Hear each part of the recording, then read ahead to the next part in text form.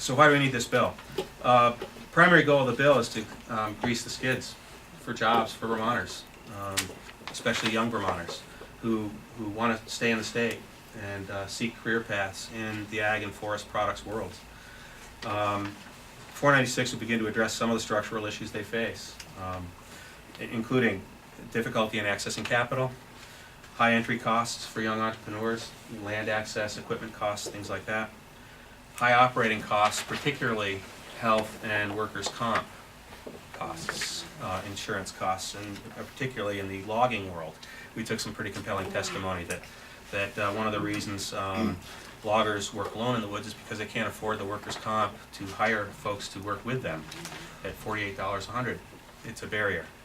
So there are definitely some needs out there.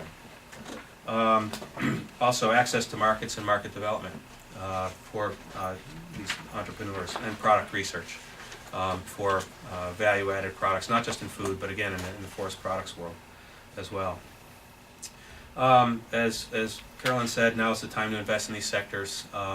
We have kind of a hockey stick curve, and kind of at that bend of the curve, it's a good place to provide capital options for those folks who are poised for growth, because often resources are hard to come by for those entrepreneurs who are at a certain place in their business development, who kind of got startup funds and now are poised to grow, but suddenly they don't have enough equity to offset the loan applications and so on. So it's timely. Again, Carolyn said that the Farm to Place report showed 497 new jobs and 112 new establishments, food-related, in Vermont in the past year. Specifically, the Working Lands and Enterprise Board and the fund will leverage private and foundation dollars in the way that Carolyn mentioned. The 1.26 million was leveraged, and I want to add at this point that the 1.26 million was state and federal funds through the jobs, a variety of sources and so forth, and it's my understanding that there's, at the state level, there's zero this year going forward for any of these things that happened last year, including education for slaughterhouse workers, including GAP, the good agricultural practices, infrastructure investments, these types of things. There's nothing this year. And so that's 1.26 million that leveraged double that doesn't exist this year. So that's where we're at, frankly. And again, you know probably better than I that the foundations are, and private capital are more likely to allocate assets or funds or opportunities if the state has some investment in it. Section 1 is the largest, and just briefly, we loaded up the findings, frankly, 6.5 pages of findings. We wanted to make the case, quite frankly. We heard a lot of interesting stuff. That's right. And let me tell you about our process briefly. We didn't kind of just bring this stuff out of the ether. This is all based on testimony, on facts. We can reference these things that we heard. It's important. We actually kind of built the bill based on what we heard, and then we went back in and created the findings. It's kind of a little bit backwards, but well, it made sense. It made sense for us to do that. So this is all founded on real stuff. Yeah, well, a couple spots where I could just bring your attention. Okay. Page 13, lines 16 through 18. These are the powers and the duties of the Working Lands Enterprise Board. To give priority for awarding grants, loans, and incentives to applicants that have not recently received the same from state or state-funded entities. That's not geographic necessarily, but it was a concern of ours in the committee that it's not the same people in line, that we give some new blood, some opportunities.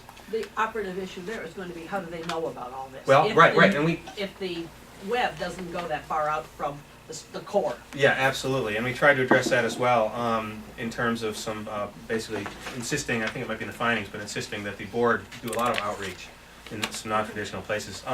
Page 14, and I think the committee would be willing to look at possibly amending this, and if it, we could come up with some language to address that, because we kind of, I think we intuited it, but if but I think we would agree with your objectives here. On page 14, lines 9 through 11. Again, identify workforce needs and programs in order to develop training and incentive opportunities. So it's it's not necessarily geographic, but it's one aspect that's needed out there, outside of Chittenden County and elsewhere. And then on line 17, other considerations the board determines appropriate in terms of strategic statewide infrastructure investment opportunities.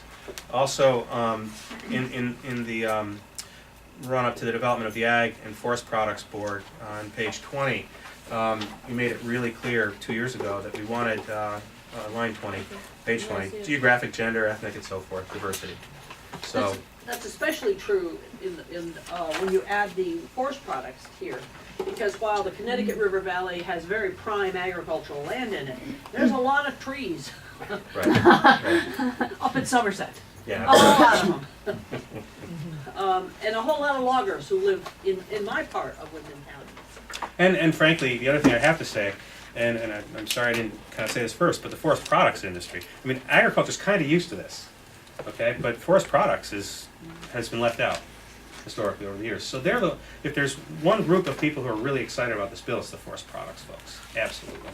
Because while, ag development dollars over the years have, fluctuated, let's say, there just haven't been any forest product development dollars, just haven't been. And one of the numbers that we had in our committee was represented about a 50% reduction in labor in that sector over the last 10 or so years, from 18,112.